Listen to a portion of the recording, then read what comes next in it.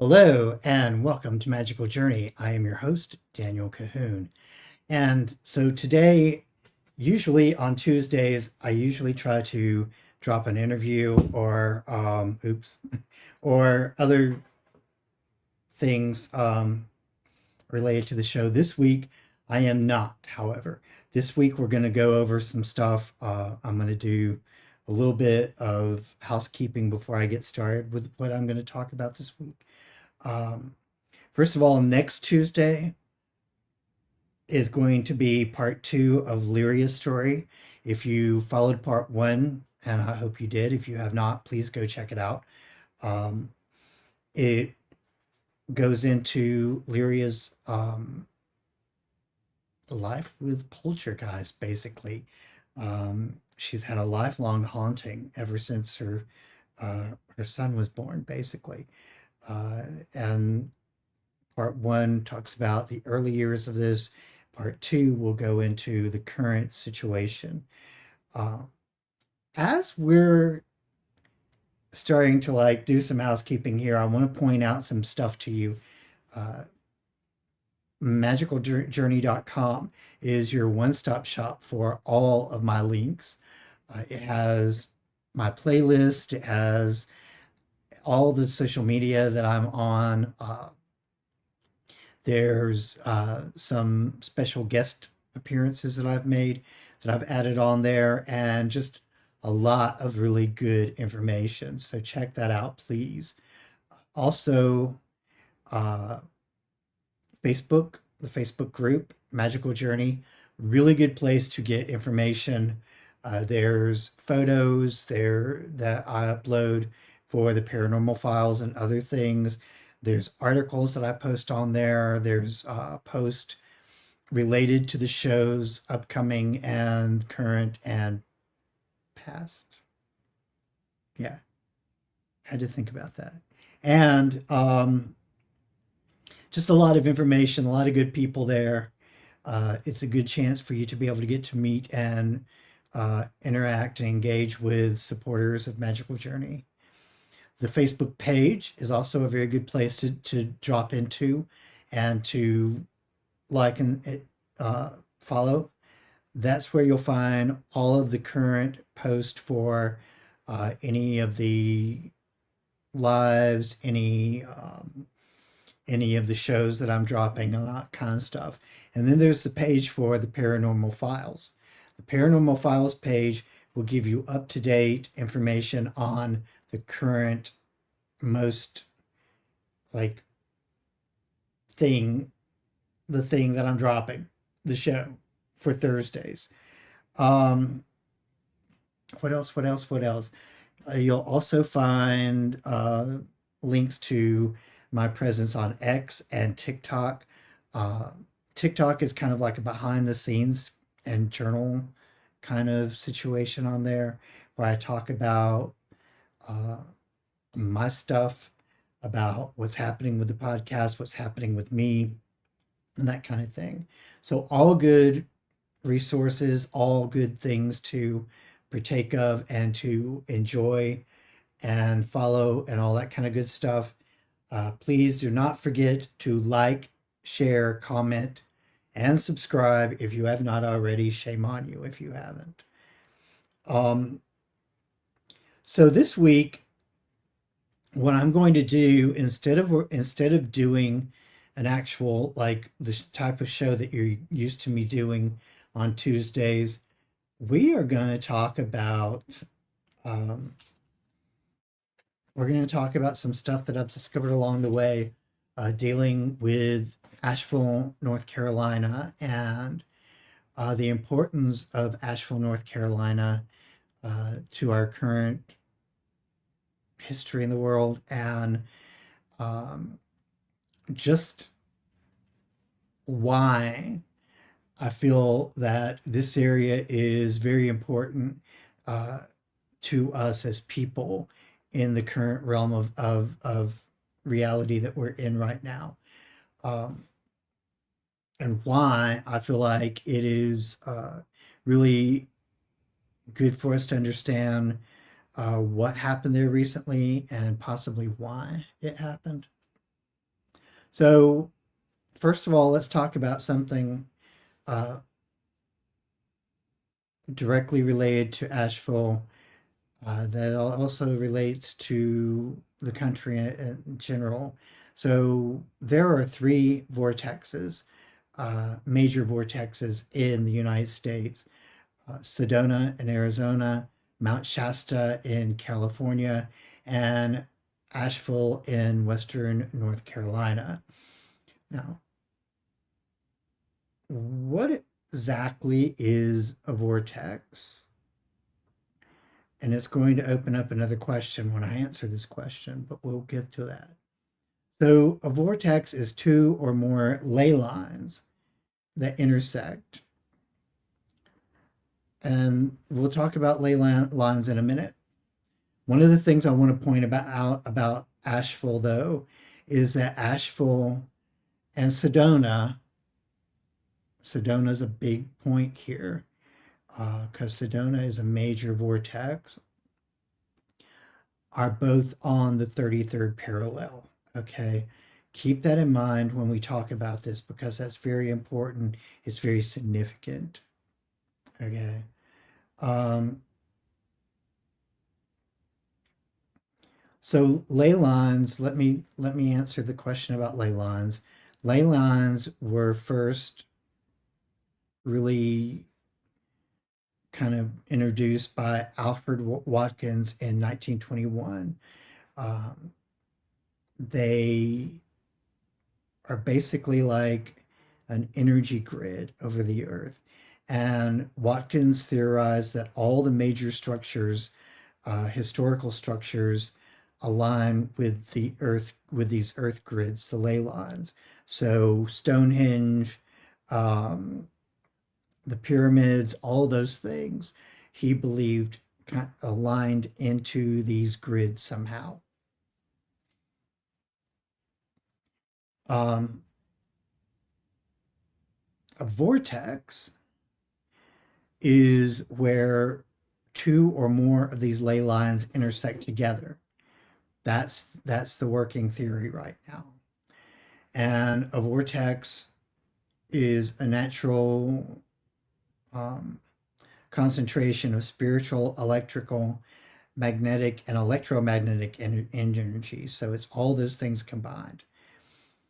Now, and I am like going by my notes here just to be able to get through this and not miss anything. So bear with me, guys. Asheville has three ley lines that intersect there.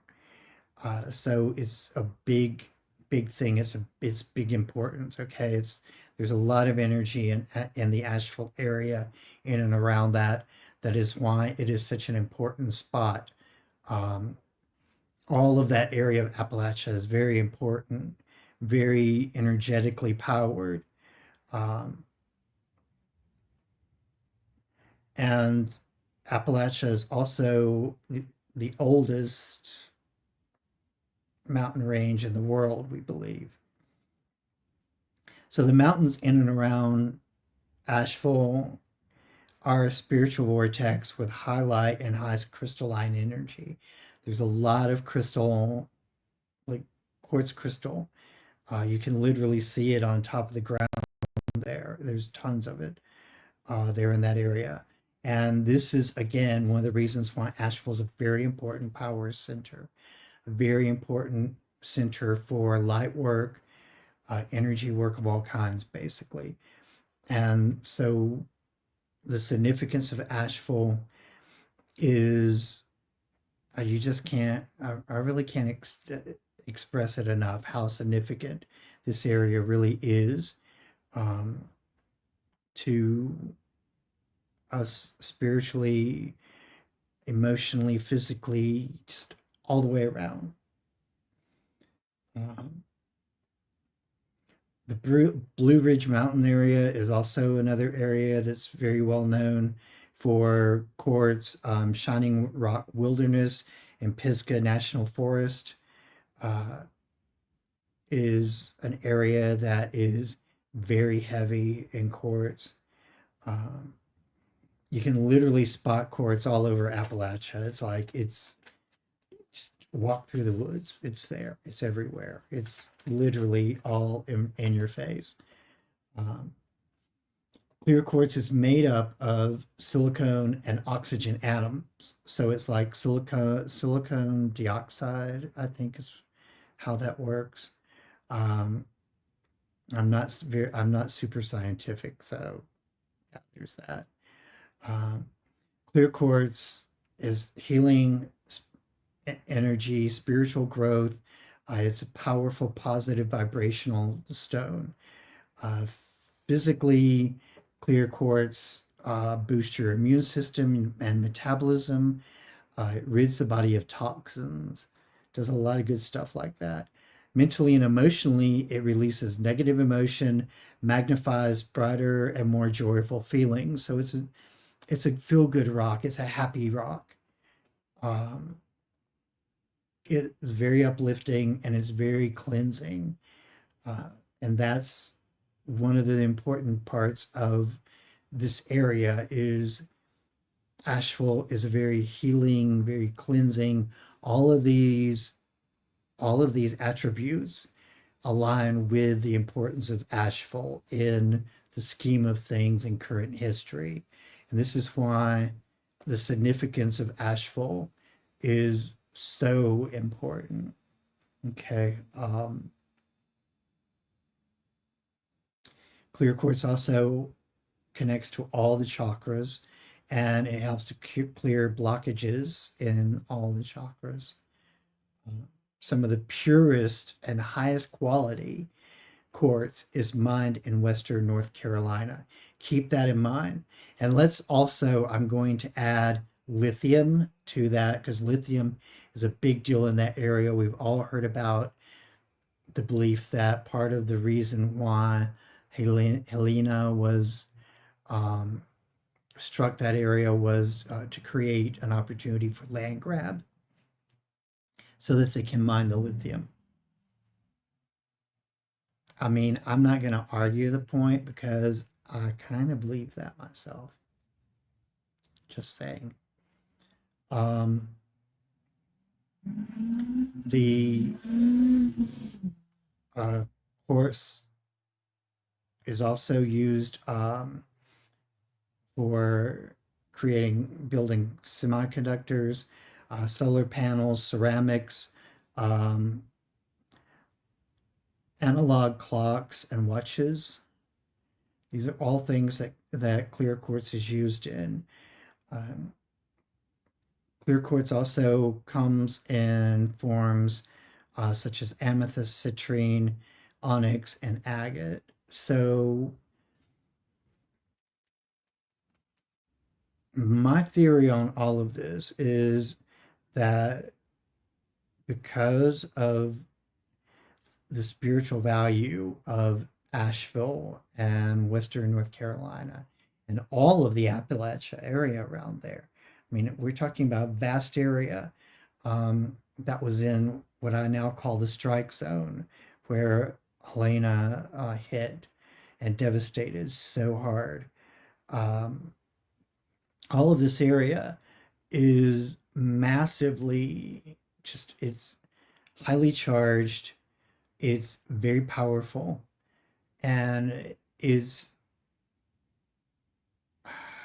the importance of this center of energy at this time in our history cannot be um, understated. I mean, there's no way to overstate it, is what I'm trying to say.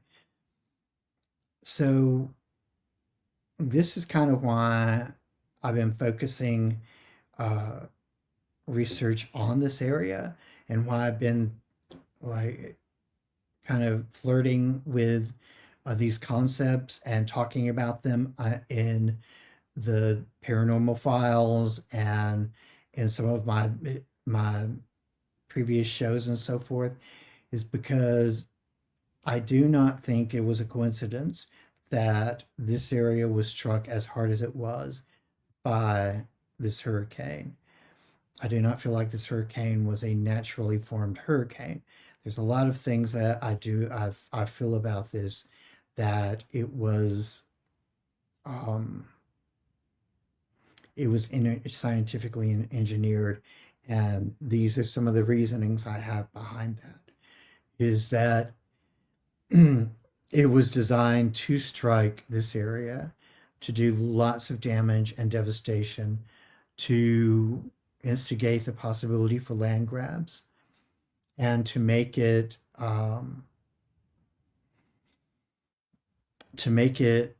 essentially a place, a battleground, if you will,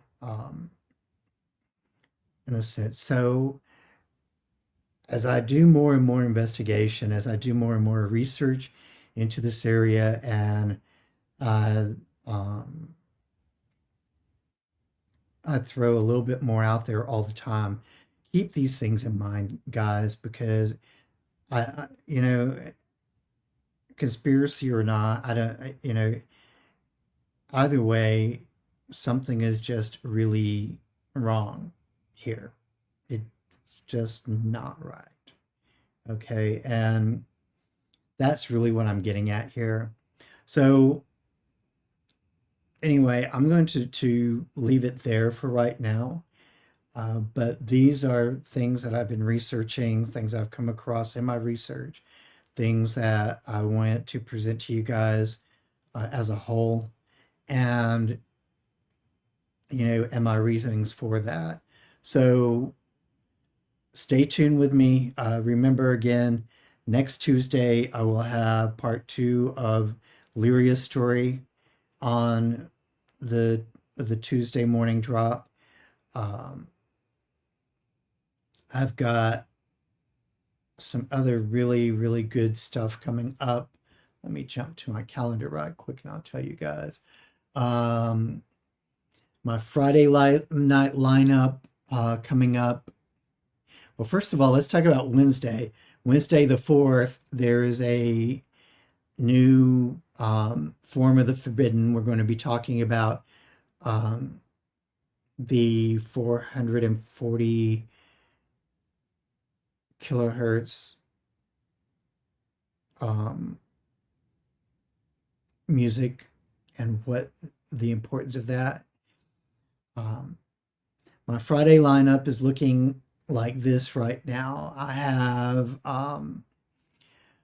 Friday the 6th, I've got Sin Schrader Hill, who's going to be joining me and talking about her experiences in research ghost hunting and researching the paranormal.